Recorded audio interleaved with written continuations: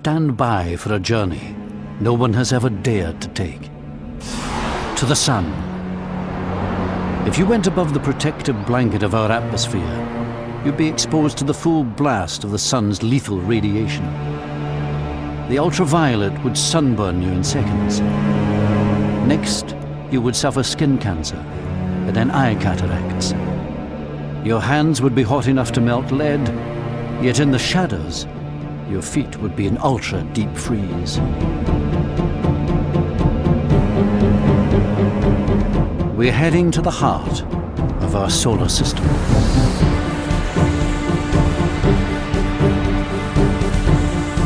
Here, invisible forces produce hoops of fire so big they'd swallow the Earth.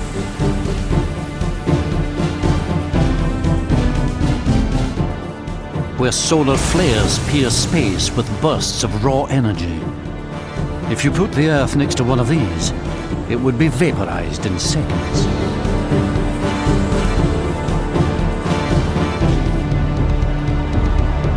This landscape is invisible to us on Earth because of the bright glare that lies beneath.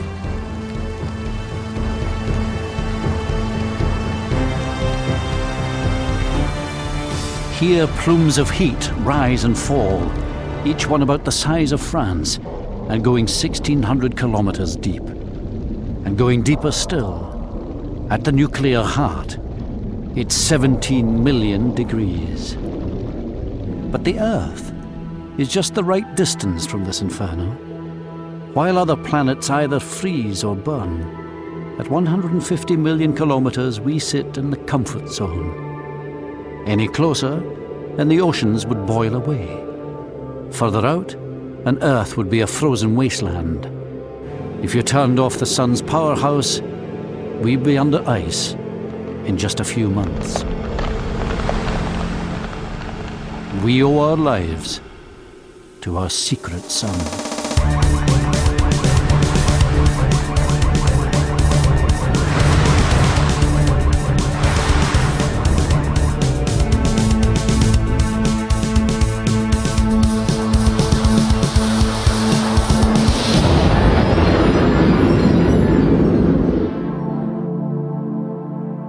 The sun sustains life on Earth.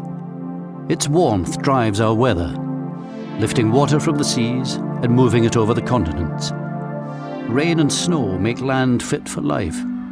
But our sun is not only warmth, it's light too. The miracle of plants is their ability to use sunlight to grow. In growing, they create another miracle. Using photosynthesis, plants convert water and carbon dioxide into carbohydrates, which release oxygen. Like plants, animals also harvest the energy from the sun. The warmth in every animal's body was once sunlight. Without that warmth, creatures like the crocodile don't have the energy to digest their food. A thermal imaging camera shows hot spots, the humps on an alligator's back, that have evolved to soak up the sun. They absorb heat through the skin and pass it on through the bloodstream. Food would rot in a cold crocodile's stomach.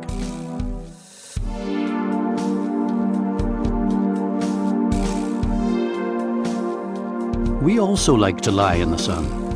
And when we do, we get more than just a suntan. Our skin starts making ingredients for the vitamins we need to survive, using chemical reactions that are triggered by the energy in sunlight. We owe our lives to this massive natural power plant. It uses as its fuel the simplest chemical in the universe, hydrogen, a gas lighter than air that once lifted airships into the skies.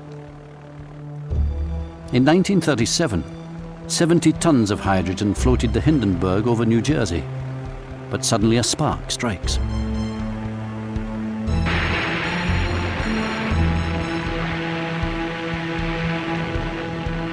The gas burns in a chemical reaction. But that same hydrogen fused together in a nuclear reaction, like that in the sun, would have devastated New York. That's why the sun is best viewed from a safe distance.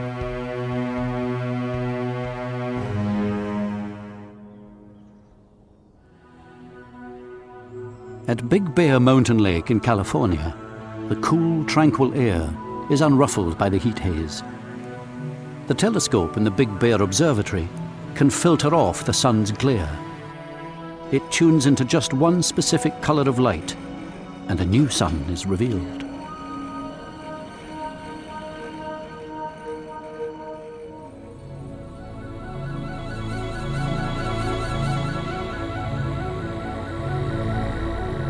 If you see the light given out by hot hydrogen, then the sun is no longer a blinding disk, and its features suddenly come into view.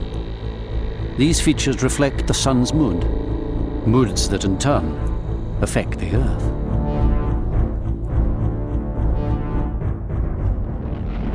The small round specks are sunspots, cooler areas that sit within a broiling surface.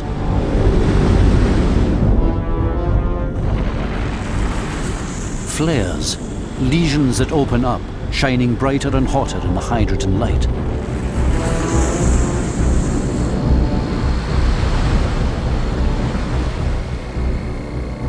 These hotspots are some of the lighter patches.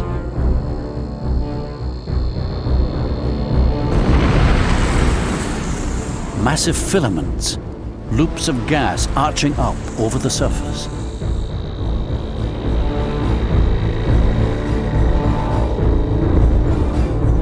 Seen head-on, they are the dark lines that snake over the face of the sun. Those same features, when seen against the rim, are called prominences. They curve up big enough to girdle the Earth.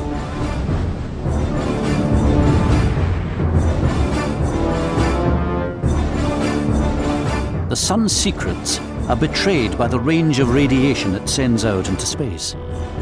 There's much more to sunlight than meets the eye.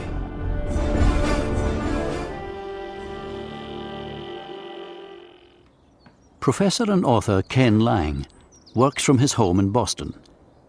He's devoted most of his career to understanding what makes the sun shine. The secret lies in the sun's ability to squeeze hydrogen atoms so hard that they fuse together and make helium. The sun shines by nuclear fusion, the fusion of 4 hydrogens into 1 helium. First one hydrogen fuses to another, then another, and a fourth. But the helium weighs less than the 4 hydrogens that went into making it, so what you get out is less than what you put in. That mass difference is energy that powers the sun. A few kilograms of matter becomes the energy in an H-bomb. But every second, the sun releases the same energy as 1,000,000 H-bombs.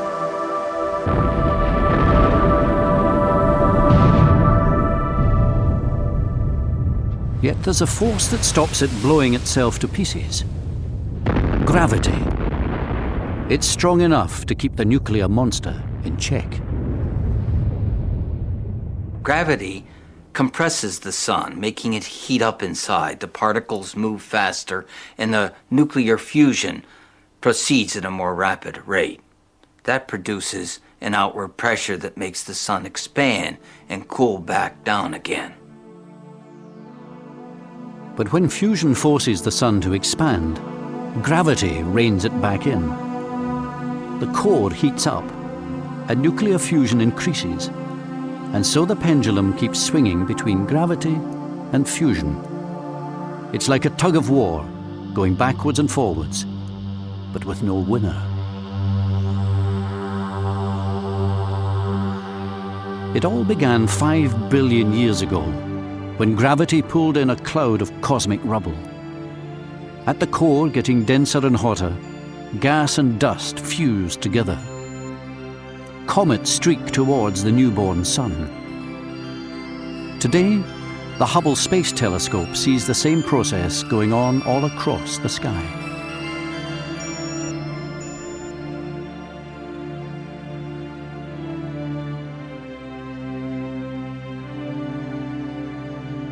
Our sun is just one of billions of stars.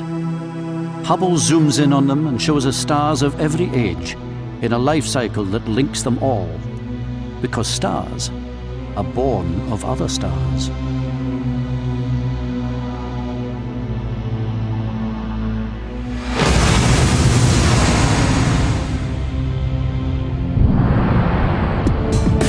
A massive star explodes and litters space with its embers.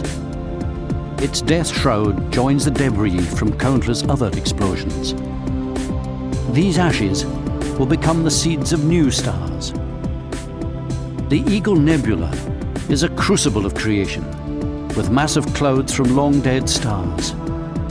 Inside, stars, planets, perhaps even life, all hover on the brink of birth.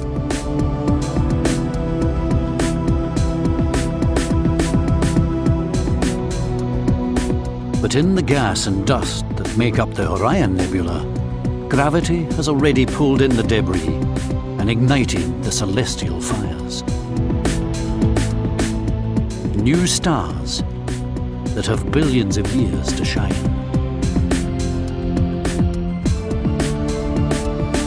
What you see on the sun depends on how you look at it. In addition to the visible colors, there's invisible X-rays, ultraviolet rays, infrared rays, and radio waves. The most interesting parts of the sun are at invisible wavelengths. They provide a new perspective. Just like tuning in a TV, each new wavelength gives a new picture. Since most of this invisible radiation is absorbed in the atmosphere, we need to send satellites into space.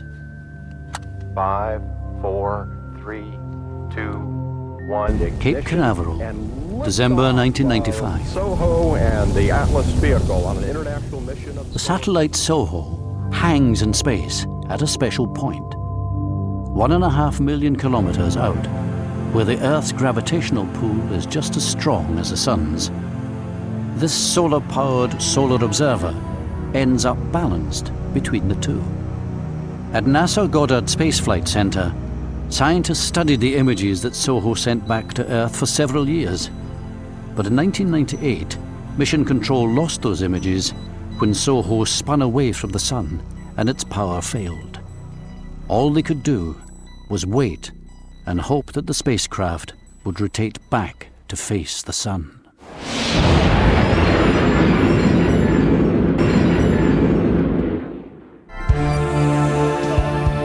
These are pictures from the Soho Gallery. If our eyes could see ultraviolet radiation, then the sun would look something like this.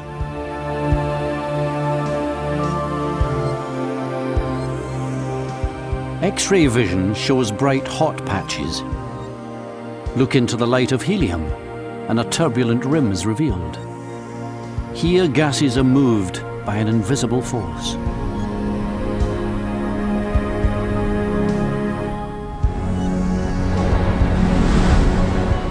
Magnetism. That's what shapes the sun. The patterns we see on the sun are the same as the magnetic field lines round a magnet on Earth. Magnetism molds, shapes, and constrains everything we see on the sun. It energizes powerful explosions. It heats the solar corona. Invisible magnetism rules the sun. The sun is so hot that its hydrogen atoms are ripped apart. What's left is plasma, a seething fire of electrically charged particles. And wherever there is magnetism, plasma will spin. Here, nothing is still. This is a solar tornado, 1,600 kilometers wide. Beneath the bright visible surface, convection lifts massive plumes of plasma from the pressure cooker below.